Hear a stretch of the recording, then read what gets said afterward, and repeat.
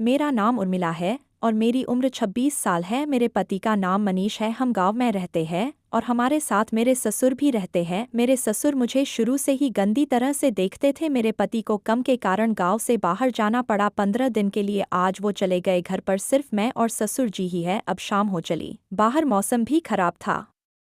मैं मेरी शादी की फोटो देखने लगी, फिर मैं खाना बनाने लगी। लाइट चली गई थी तो मुझे पसीना आ रहा था। ससुर जी रसोई में आए और मुझे पसीने में भीगा देख चले गए। मुझे लगा वह सुधर गए हैं तो मैं उनके पास खाना लेकर गई। उन्होंने बिना कमी ढूंढे चुपचाप खाना खाया। अब मुझे कम डर लग रहा था उनसे। फिर मेरे ससुर जी ने दवा ली और सोने का सोच रहे थे। मेरे पुराने दोस्त का कॉल आया था, सुरेश। पहले कभी उसने मुझे कॉल नहीं किया था। सच बताऊं तो वो मेरा सिर्फ दोस्त नहीं था, स्कूल में हम साथ थी, तो आप समझ जाओ।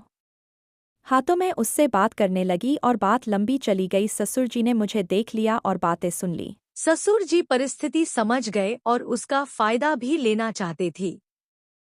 मैंने मनीष को सुरेश के बारे में नहीं बताया था, मैं डर गए।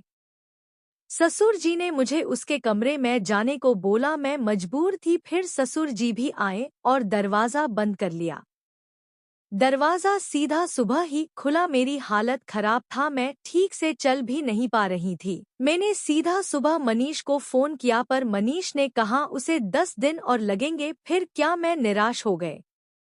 ससुर जी के कमरे का गेट दिन में 4 बार बंद होने लगा। मेरी हालत बहुत खराब हो गई थी और भगवान ने मुझे सजा दे है। शादी से पहले रिश्ता रखने की आखिरकार 10 दिन पूरे हुए। मनीष वापस आ गया। उसे देखकर मैं रोने लग गई पर उसे बता भी क्या सकती थी। और ठीक 4 महीने बाद मेरे ससुर जी का शव पास की नदी में मिला। क्या लगता है आपको क्या हुआ होगा? बिल्कुल सही सोच रहे हो, वही हुआ था।